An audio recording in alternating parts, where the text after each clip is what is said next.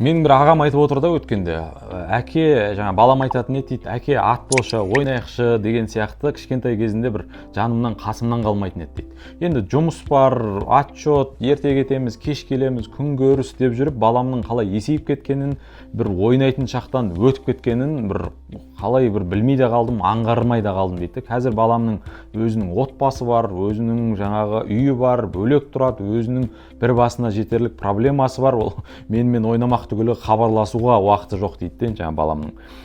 Осыны естіген кезде мен де бір ойланып қалдым, және ойланып қана қоймай, қанша шаршап сілем қатып тұрса да, үйге келген кезде балам әке футбол ойнайықшы десе, қанша шаршап тұрсам да бір футбол ойнауға сыртқа далаға шығатын болдым.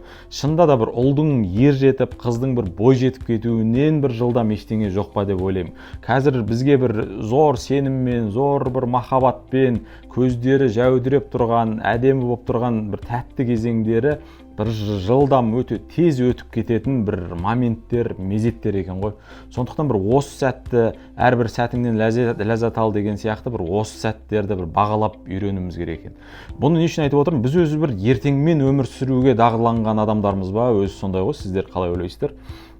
Бір ертең қыдырамыз, ертең балмұздақ әперем, ертең паркке апарам деген сияқты әйтеуір баламызға келгенде енді ары қарай ертеңге сырғытуға дайын тұрамыз ғой. Біз ертең деп жүргенде олар өсіп кетеді, содан кейін отырамыз. Қазір біз бала шағамызға уақыт, көңіл, внимание бөлмесек, ертең ренжімейік. Олар да бізге уақыт, көңіл, внимание бермейді. Осыны түсінейікші.